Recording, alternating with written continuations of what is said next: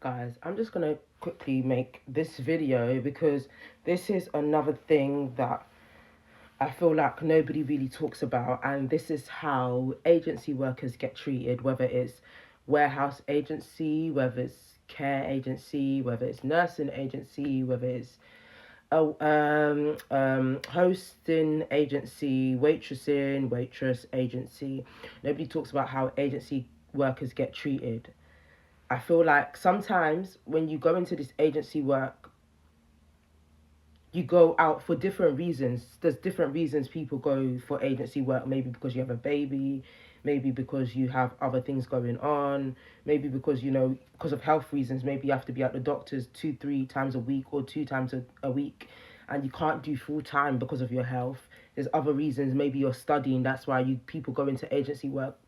But sometimes what these permanent staff don't realize is that the people that go into agency work, most times, they probably have 10 to 20, 12 years worth of experience, more than the permanent staff probably has 2 or 1. Some of them, just because they're agency doesn't mean they're stupid, they're dumb, or they're pushover.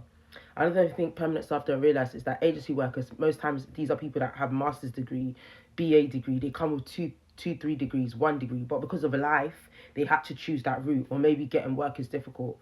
And ignoring all the factors of why somebody may go into agency work, they most times, out of things I've heard, even these nursery agency workers, they get treated so badly, especially because I feel like people think, oh, because agency don't work Monday to Sunday, because they don't work full time, they don't feel the pressure as a permanent staff. And when I tell you, as someone who has done agency work, the pressure is real.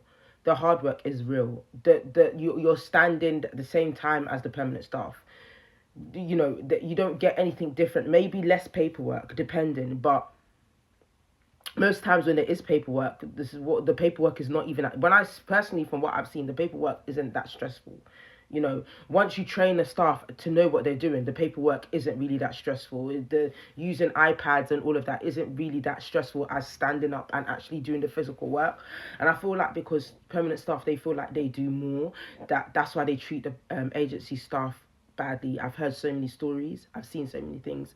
I've seen agency workers get stopped because, people just want to treat them badly. And I feel like it's just an excuse to take their anger out on a staff. Like, if something goes wrong, like if a permanent staff is working, and obviously they're meant to be seen as the higher up, the one with the more importance. So as soon as something goes wrong, it's easier to blame it on the agency staff. Oh yeah, I didn't fill out that document because it was the agency staff, or that thing spilt because it's the agency staff. And I just feel like it's easy to blame agency staff. It's easy to make agency staff feel, only do agency staff get blamed for a lot of permanent staff's mistakes, they also get treated badly by some of the staff in the workplace. The way they get looked at, the way they get talked at, the way they get put down sometimes, like agency staff are obviously going to get put last in terms of like break. They're going to go last for their break, or they're going to go first, fill the void of whichever time feels more difficult, or feels that's going to make life easier for them. Because obviously an agency staff, the whole point is to make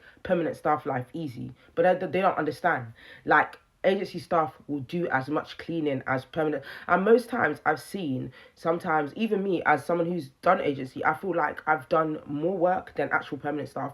Whilst some of the permanent staff have been sitting down, I've been up on my feet. I barely sit down. I don't remember when I sit down. I think the only time I sat down is when I've been working inside with a child, but I was still working with them.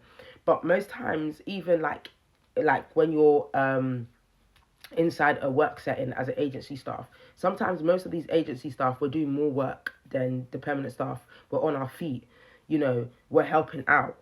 And then instead of acknowledging that the fact that we're doing the work, they either lie or complain about the agency staff. They make up a lie about our behavior, about our attitude, just because you're agency staff. And I feel like they feel like because you're agency staff, you don't get to deserve to be treated right because you don't have all the stress. But that's not true. Most times the stress just come on you because you're under pressure for a lot of reasons, because you're agency, because we already know as an agency staff how you're going to be treated. And most times agency staff are treated very, very, very badly. It's rare that I see agency staff treated like with love and respect, and treated like with, I've been respected because I actually do the work. So I've had times where people actually have said to me, oh, you're really good at this, you're hardworking, you're this, you're that. But that doesn't change the fact that agency staff still gets treated badly, still gets lied on, still gets picked on, especially when a staff sees that your agency, you don't have the same uniform, they're already on 100 with you. As soon as you get through the door and you have not got the same uniform as them, you can tell by their face, by their attitude, by their eyes that they, and maybe because they've probably had other agency staff that have been lazy, but I don't think they should judge an agency staff based on other agency staff's behaviour, because possibly it is true that agency staff do take the piss, but some agency staff, they're not taking the piss, they're not doing that because you don't know their personal reason or their life reasons why they chose to do agency. And I think they do get treated badly, especially sometimes like agency staff, they get underpaid, you know, and some of them have to drive, especially when you're not driving and you have to travel far distance. It's difficult, and then you have a lot of stress at work, stressful attitudes.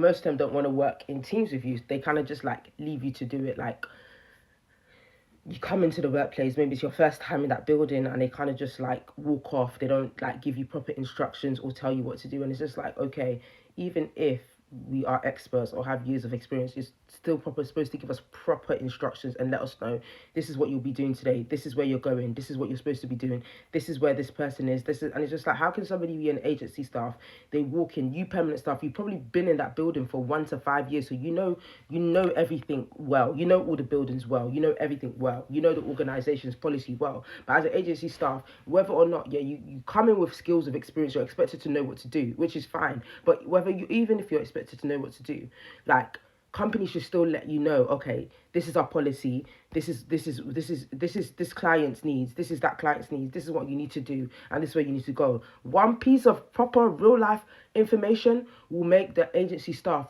pull their weight. But if you're just not giving agency staff proper information, and then you just let them walk in and then expect them to know where to go, what to do, when they've never even been in that building before, and then you start complaining about the agency staff, I don't think that's the agency staff fault. An agency, let me give you an example.